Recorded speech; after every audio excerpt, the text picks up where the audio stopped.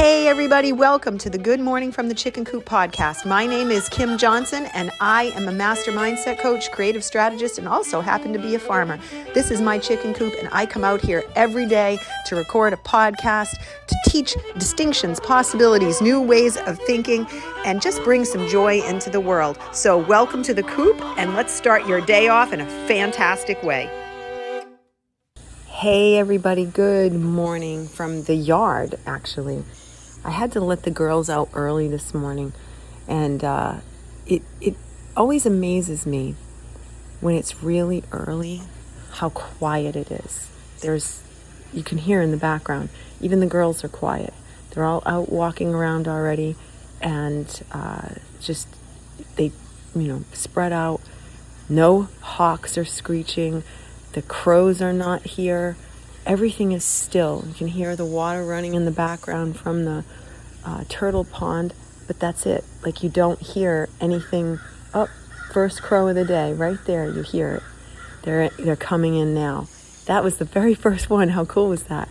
And prior to that, I'm walking around. I'm looking at everything. I'm seeing, okay, what happened overnight? Did it rain? Did it rain? That's all I ever ask myself now is, did it rain? And I'm observing how things are changing so rapidly, and it's hard to tell if it's because of the intense heat or because of the lack of rain, because I am watering. But what always amazes me about these quiet mornings is how they bring down your entire nervous system, how they just decompress your nervous system, and how you start to feel better.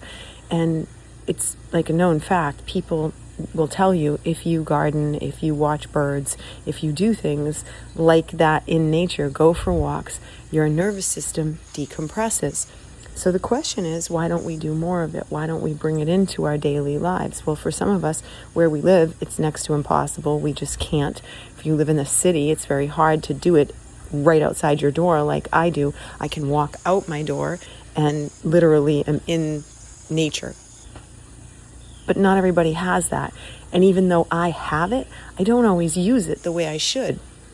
And as much as I notice everything, and I encourage everyone to notice, see it, hear it, feel it, take your shoes off, walk in the grass, it doesn't always work even for me, because I get caught up in things. And when I get caught up in things, that's really tricky, because once I'm caught up, I don't even realize it until it's almost too late. So I have developed in myself times in my schedule where I automatically have set up to do it. Like, I legitimately have timers that will remind me. I have the calendar works very interesting for my work. So one week, the first week of every month, I am typically completely jammed. And then the second week, it's much lighter. And I do it that way on purpose because I can get into a mode and stay in a mode, and it feels good to my body to do that. And then it feels good to rest and be in that rest mode, so I'm not constantly switching myself on and off, on and off, on and off, on and off.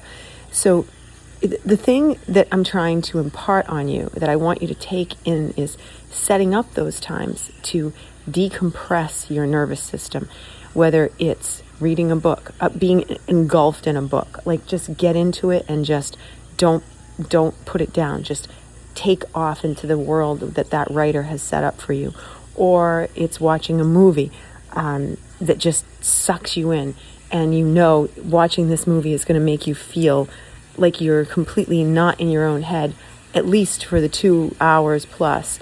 I had that when I went to see the Odyssey 2 weekends ago. 2 weekends ago. And for that whole entire time, I didn't think about anything else except that story. It was totally engulfing.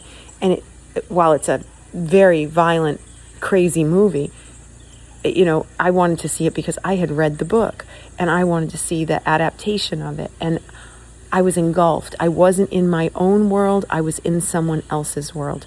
And when you go into nature, you have to find a way to make it your own world. And here, I've done that. But if you don't have that, you have to find your thing, find your decompression point, figure out what it is. And it's a Sunday, so find it before you go into the week. See if you can. Even if you go to, if you live in a city, maybe you are at a museum where you can go and sit. Maybe you are at a botanical garden where you can go and sit. Those are lovely. Where you can go in and read at a botanical garden. What an unbelievable concept. There are so many places, even parks in the city will work. But you've got to find the decompression point and how the tools to use it and set the reminders. Because in the final analysis, it's up to us to participate in our own rescue. All right, my friends, I hope you have a blessed day, and I'll see you tomorrow. Bye.